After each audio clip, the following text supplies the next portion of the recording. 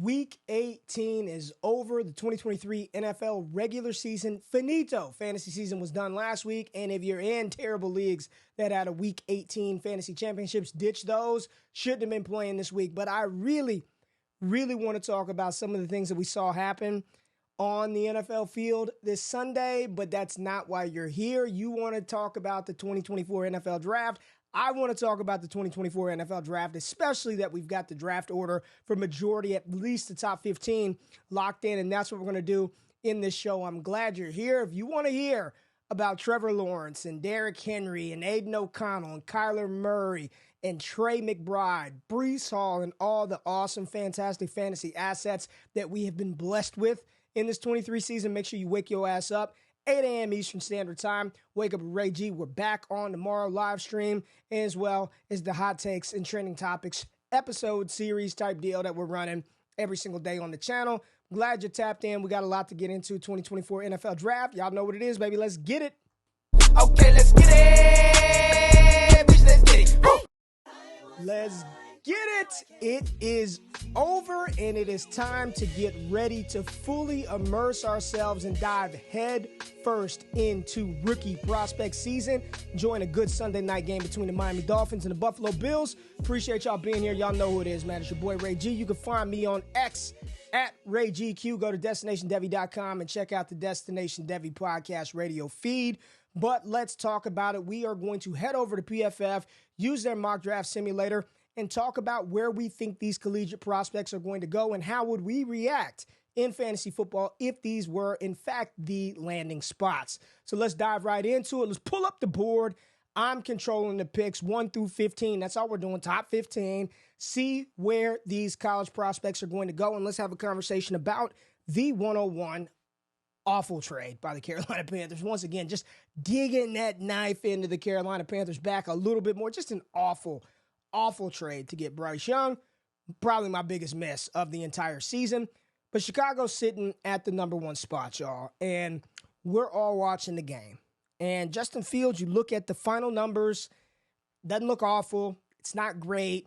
Multiple sacks. Just, I don't know what it is. I have been on the Bears need to build around Justin Fields train past month of the season. Build around him. I don't know, y'all. This just feels like a situation where Chicago's going to go in another direction. They've seen enough. He's been in the building long enough, and there's just something there that it was clear, right? The best athlete at the quarterback position on the field may have been Justin Fields, but watching him against Jordan Love, a lot of people who were very skeptical of Jordan Love, very hesitant coming into the season. I mean, I've been saying it for the entire time, people. Like, he's going to be a lot better than people thought. There was no doubt who the best quarterback on the field was. I do think the Chicago Bears are going to pick a quarterback. Are they going to take it at the one spot? Are they going to trade that pick for a haul? I think they trade Justin Fields, and they select Caleb Williams at number one. This does not mean that I think Caleb Williams is going to come in and light the world on fire and lead the Bears to a Super Bowl in his rookie season. And it's not that I don't believe that Justin Fields can work somewhere. It's probably just not going to happen in Chicago. I believe they have until March, to pick up that fifth-year option. We'll know sooner rather than later what the Bears are going to do with Justin Fields. We'll talk about Atlanta in a minute, but I do think Caleb Williams right now, we're not doing any trades in this mock exercise, just picking the players and the team fits for these franchises. And it's fun because a lot of teams picking inside top 15 need quarterback play. So Chicago takes Caleb Williams at the number one spot. Then we got the Washington Commanders, who I believe they want. Caleb is from the DMV area, I believe. He's from D.C., he's from the Maryland area. Like, what a pick for a franchise that has already been reports that Ron Rivera will not be the head coach next year. Hometown kid, new ownership group, would be a perfect spot for Caleb Williams to fall. But Chicago, they're not going to pass up on him, right? They're not taking Marvin Harrison at 1. They've seen enough from Justin Fields. If they don't pick up his first-year option, if they don't pick up his fifth-year option, if I'm Chicago, I don't even want to trade down. Like, give me the guy that's on my board as the number one player. That's Caleb Williams. Leaves Washington in a very interesting situation. And if you were watching the Hot Takes and Trending Topics episode, I believe on Friday, Benjamin Allwright said that he is hearing from NFL scouts and execs that Jayden Daniels might be viewed as the QB2 in this class over North Carolina studs junior Drake Maye. I'm going to take Jayden Daniels here at the 102 spot. Dynamic. You look inside that NFC East, you got to deal with Dak and CeeDee Lamb. And I know the Eagles look awful right now, but dealing with Jalen Hurts and that Eagles offense, the dynamism, the athleticism, the explosiveness that Jayden Daniels brings to the table with his legs, and how historically great he was this season as a passer down the field. I'm not shocked at all. I would love this fit for Jayden Daniels with the Commanders. You've got some young talent right there. You've got Terry McLaurin, Jahan Dotson, Brian Robinson to run the ball. Got to shore up that offensive front, but Jayden Daniels comes off the board as a number 2 selection. In the New England Patriots, we know without a shadow of a doubt they're taking a damn quarterback because Bailey Zappi ain't it. Mac Jones benched a long time ago. Bill Belichick, they're already writing the obituary for him because he's no longer going to be the head coach of the New England Patriots apparently. But they've got to reset this franchise. Bill's been there for 24 years. You've got to reset this thing. Drake Maye is a perfect New England Patriot. So you get 3 quarterbacks right off the board. Caleb, Daniels, Maye. Boom, boom, boom. And for fantasy rookie draft purposes, you couldn't ask for a better start to the NFL draft, especially in Superflex, which leaves the Arizona Cardinals chilling right here at 4. Came down to a field goal, missed a field goal, would have beat Seattle, ending the season beating Philadelphia and Seattle. There's a lot of momentum here. Jonathan Gannon at the head coach spot. It looks like Philly's missing him and Shane Steichen. So at number 4, they've already said they're moving forward with Kyler Murray as their quarterback of the future. This is a no-brainer. The Arizona Cardinals, not only do they still land their guy Marvin Harrison Jr., they pick up a little momentum down the stretch by showing that they can be a competent team, and excited to see what this franchise can do with Kyler, Marvin Harrison Jr., James Conner definitely going to be back, Trey McBride. This is fun. Marvin Harrison Jr., number 4 overall to the Arizona Cardinals. And now at 5, you've got the Los Angeles Chargers, which I would have never have guessed they'd be in this situation to start the year. Excited for Kellen Moore and Justin Herbert, and they've been one of the worst teams in the NFL. Head coach fired midseason, so now they're picking 5th overall. There's a lot of issues up front. I don't believe that the Chargers are going to upgrade the offensive weaponry in the first round. Joe Alt, most people's consensus, tackle 1. You've got Olu Fashanu, the athletic tackle out of Penn State. We're going to slot in. I know they've got Rashawn Slater, and he was a Pro Bowl player as a rookie, a little down year, offensive combinations. Got to protect your franchise. You've got to protect your franchise quarterback. We're going to take Olu Fashanu right here at number 5 overall. Take him, Joe Alt. Tackle needs to go there. Solidify the line up front. Help Justin Herbert stay upright and deliver that ball downfield. You've got Quentin Johnston, even if you don't like him. They spent the first-round pick on him last year. Keenan Allen, bring him back. Mike Williams, I know there's a lot of contract stuff going on in L.A. Protect your franchise quarterback. Get this athletic tackle out of Penn State. And it leaves the Giants here on the clock at number 6. And you're watching them today put foot in the Philadelphia Eagles. Brian Daboll can coach. And unfortunately, this season, we did not get to see the best of the New York Giants. Injuries across the board. Holdouts with Barkley early to start the season. It just was not a good year for New York. They lose Daniel Jones for the season. They paid him all that damn money. He's probably going to get rolled out there as the starting quarterback next year. I don't think that they're going to ditch him already, but they've got to add a lot around him. They can go O-line, the tackle out of Oregon State or Washington, Joe Alt sitting on the board. But I think what's probably going to happen is they need a guy. They need a star in New York, and they have not had a star since Odell Beckham Jr. Malik Nabers in this offense with Brian Daboll. He should be the number 1 target earner. You've got him. You've got a downfield stretcher in Jalen Hyatt. Wandale Robinson looks like he can be a very good, competent, dynamic slot receiver. You've got Darren Waller and Daniel Bellinger. Saquon Barkley, we'll see what happens with that situation. But get Daniel Jones some weapons. I don't know if he's the answer, but what I do know is if you roll out Paris Campbell and Isaiah Hodgins and Jalen Hyatt again, you're probably going to get similar results. Upgrade your damn pass catchers. Malik Nabers, 6 overall to the New York Giants. Number 7, the Tennessee Titans, as they bid farewell to Derrick Henry. Derrick Henry, one of the best running backs to ever do it. Titans are on the clock. We know that they're going to roll with Will Levis next year. Will Levis is going to be their quarterback. Whether he's the long-term answer or not, They're not going to change quarterback. Mike Vrabel, anybody preaching or talking about they need to make a change at head coach, get the hell out of here. Mike Vrabel, one of the best coaches in the NFL. If Tennessee let Vrabel go, I'm a Cowboys fan. Get rid of McCarthy, bring Vrabel into Dallas. Right here at number 7, what do they need to do? I saw people from Tennessee tweeting out today. Can we get Taylor Lewan back? Do you want to come play tackle for us? Can you block? You got Tajay Spears. Weaponry on the outside. I don't know what happens with Hopkins. I'm not sure what they do with Treylon. Well, Burks will be there, but I don't know if he'll ever develop into what we want. Missed a lot of time. Protect your quarterback, or do you add a stud in Brock Bowers? We're going to take the safe, unsexy route. Joe Alt on the board here at 7. Sign him up. He's a Tennessee Titan, which leaves the Atlanta Falcons on the clock at number 8. And Arthur Smith and all of his anger walking off the field, pissed off because he got the score ran up on him. Shut the hell up, Arthur Smith, and good riddance to you. Completely wasting Kyle Pitts for a season, wasting Drake London, wasting Bijan Robinson. Absolute waste. Luckily, Bijan smashed today in Week 18 when nobody had a fantasy championship. We know they need a quarterback upgrade, and one of the hottest names in the quarterback market, y'all know who it is. We'll see him play tomorrow night. Michael Penix Jr., load him up. In Atlanta, my goodness. I don't know who the coach is going to be. Is it Bobby Slowick? Is it Ben Johnson? Is it I have no idea. I understand Falcons fans. Fields, trade for Fields.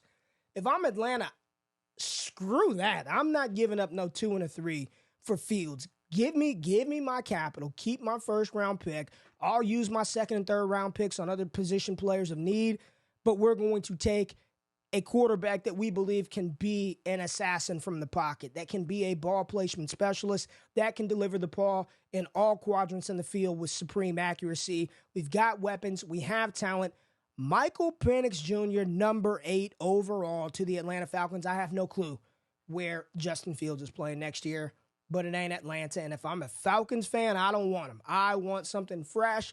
I want something new. I don't want to have to pay Fields now. Give me Michael Penix. I think a lot of people are just wish casting that. We'll see. But give me Michael Penix Jr. here at number 8 overall. I think all Falcons fans would be ecstatic if this were, in fact, the selection. And if you were a Chicago Bear right here at number 9 and you missed out on Marvin Harrison, but you got Caleb Williams Jr. and you get to pair him with what some believe could be the second best wide receiver. Some say he's just as good as Marvin Harrison Jr. Odunze at number 9. Get to see him tomorrow night as well. He was my wide receiver 2 coming into the season. Moved him down, shuffling him and Nabers. It's a clear top 3 for me. It's Nabers, it's Odunze, it's Marvin Harrison Jr. Whichever one you want, take him. Put him at number 1. For me, it's Marv as 1A and Malik as 1B. And then Odunze, 1C. No 2s in that group. They're all legitimate number 1 caliber type players at the next level. I think all 3 come in and are immediate impact players at the next level. Good job, Chicago, making those selections and equipping Caleb Williams with Odunze and Cole Kmet and DJ Moore. I'm excited for Chicago in the future. Aaron Rodgers said he's back. We know Breece Hall is a stud. We also know that Garrett Wilson is a stud, but it's just those 2. It's Breece and Garrett. They need help. And what better help to get than what some think could be the best tight end that we've seen come in the NFL in the last 25 years. I'm talking about Brock Bowers out of Georgia.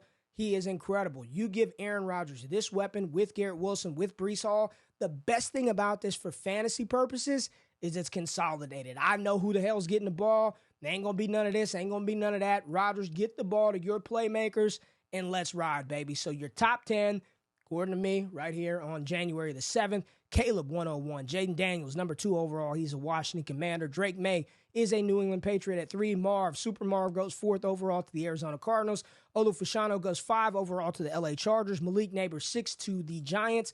Joe Alt, 7 to Tennessee. Michael Penix, 8 to Atlanta. Odunze, 9 to the Chicago Bears. And Brock Bowers, 10. Now we're sitting at 11. And I think all 3 of these teams, maybe all 4 of the teams upcoming are like, man, really wish Penix would have fallen. Wish another quarterback would have been there. So let's just go on the assumption that Jim Harbaugh is gone from Michigan and J.J. McCarthy declares for the 2024 NFL Draft. We know Bo Nix is in the class. I don't think he's ready today. That's just my personal opinion. I don't think McCarthy is ready today. Minnesota probably needs to bring back Kirk Cousins. They probably do, but they ain't going to roll out Jaron Hall with Justin Jefferson and Jordan Addison. You got to find somebody to throw the damn ball. Who might that be? Whom might that be? I don't know, y'all. I don't want to do it. But J.J. McCarthy, 11 overall to the Minnesota Vikings. Skull Gang, talk to me. What do y'all think about that? Pick the Denver Broncos on the clock at 12.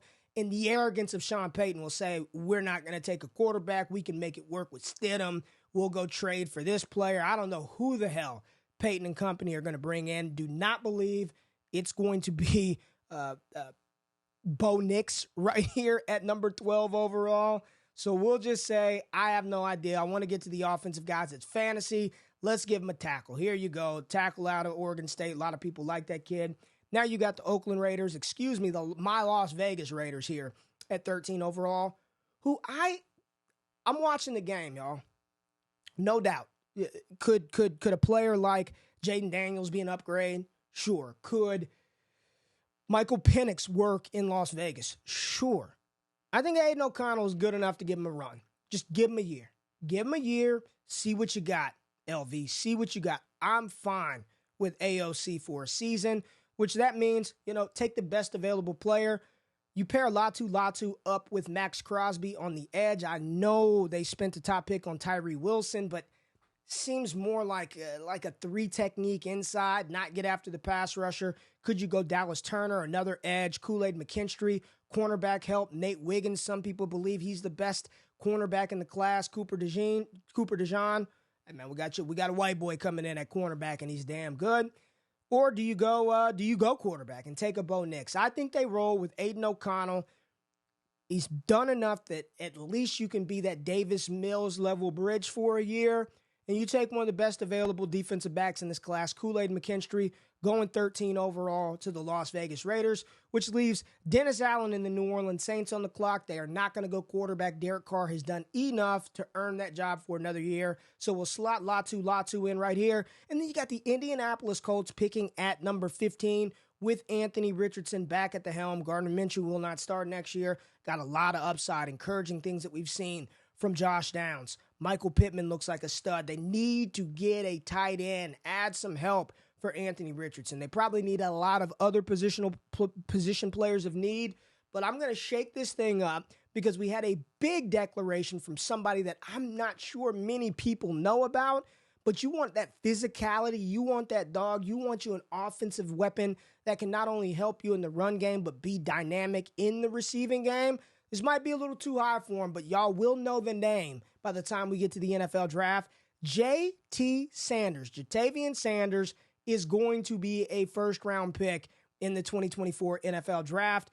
J.T. Sanders, tight end out of Texas, incredible. I know they got Granson and Mo Alley Cox, and again, I'm not an Indianapolis Colts insider. I'm a fantasy guy that lives in Texas, loved the game, played the game, but I'm not sure what all the team needs are. I just know that J.T. Sanders would be awesome with Anthony Richardson in that game. Another weapon. The AFC South is loaded. You got to deal with goddamn C.J. Stroud for the next 10 years inside that division. You still have the Jacksonville Jaguars who laid an egg, but you got T-Law over there. More weapons for Anthony Richardson. J.T. Sanders coming in at number 15, and we stop it right there and talk about how these players would shake out if this were the case. And I'm just going to do a quick run of what I think the top 5, top 10 in Superflex would be just off of this. One-on-one, I think people would take Marv. I think there would be a lot of people out there who are still very hesitant on the Chicago situation, depending on head coach, in New England, depending on who the head coach is. There's not a lot to work with in New England right now. Whoever's playing quarterback for them next year, as it stands right now, your best weapon is Pop Douglas, Devontae Parker, Zeke Elliott, who was on a 1-year deal, Ramondre Stevenson.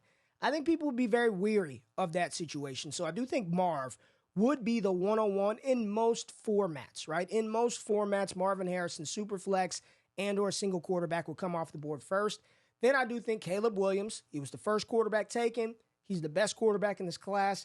He comes off the board at 102. 103 things get interesting. 103 things get interesting. And I think the way the fantasy community would react to these landing spots, to these players, I think Michael Penix Jr. would be in the conversation for the 103. Don't really like Washington. Can't trust Drake Maye. We'll take QB3, who was also a top 10 pick, off of the board. QB4, off of the board at 103. Michael Penix Jr. for Superflex would be the 103, followed by Jayden Daniels at 104.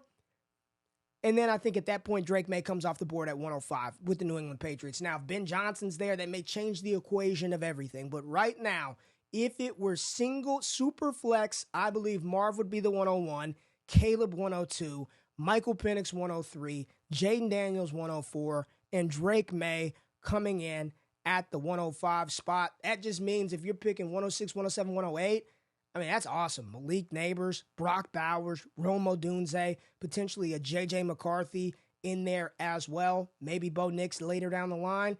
2024 is looking up. This class is phenomenal. The receivers are dope. We got 2 stud tight ends at the top. Cannot wait for rookie prospect season. I'm glad you tapped in to DD. So what do we have on tap? Like I said, wake your ass up early morning. 8 a.m. Eastern Standard Time, me and Jay Richard back on Wake Up, Monday through Friday, hot takes and trending topics, covering the news, quick hitting format. Make sure you're subscribed and cannot wait to start the Rookie Profile Series over here on DD. Go to the website, DestinationDevy.com. Use the Trinity Tracker War Tool to get your roster construction in order. Come tap into all the dope stuff that we're doing at Destination Devy. Let's ride the beat one time before we get on up out of here. Appreciate y'all tapping into the building. Love y'all. Appreciate y'all. Hit the thumbs up button. Like, subscribe. We're going to vibe while I roll out, baby. Have a good one.